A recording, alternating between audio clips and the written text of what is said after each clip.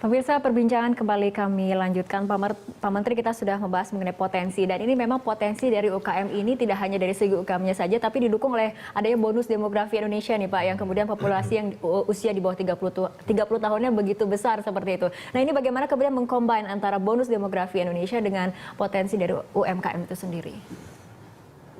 Tanggal 12 yang lalu, nah ini saya berkunjung ke UKM Center di Universitas Indonesia.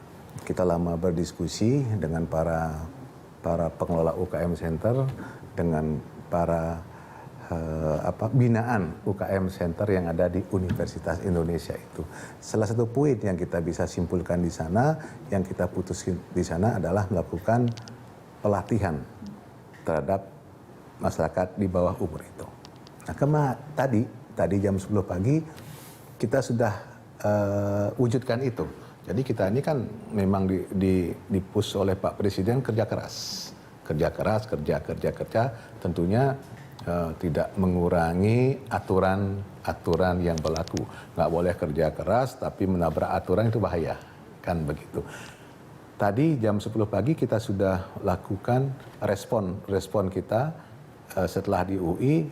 Tadi pagi kita sudah melakukan pelatihan manajemen keuangan, kemudian manajemen administrasinya bagaimana, kemudian manajemen marketingnya bagaimana.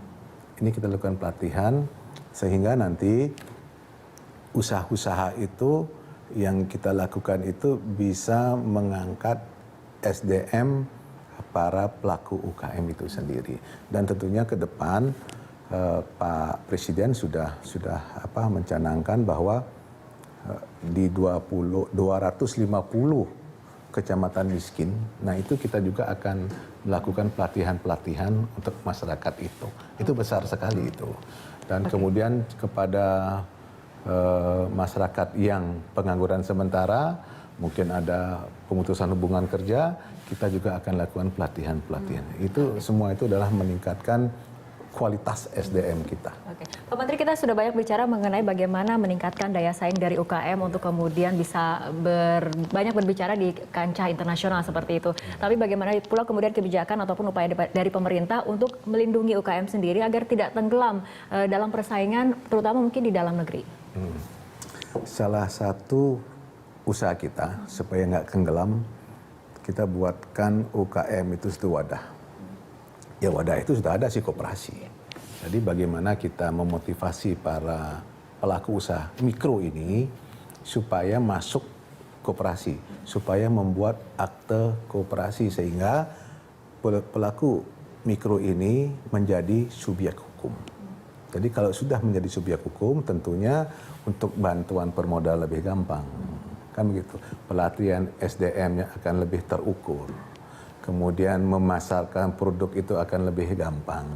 Kemudian bagaimana memproduksi produk itu yang laku di pasaran, pelatihan itu akan kita lakukan lebih gampang. Sehingga para UKM itu tidak akan down. Gitu loh. Jadi dengan kita memotivasi untuk masuk koperasi, itu akan lebih mudah di dalam mempertahankan kualitas SDM itu. Tentunya jangan lupa Undang-Undang Dasar kita sudah menyatakan bahwa perekonomian Indonesia ini adalah berdasarkan gotong royong itu sendiri. Gotong royong itu adalah koperasi. Oke.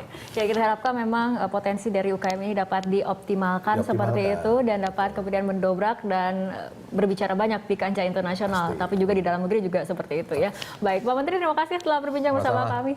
Selamat malam, Pak.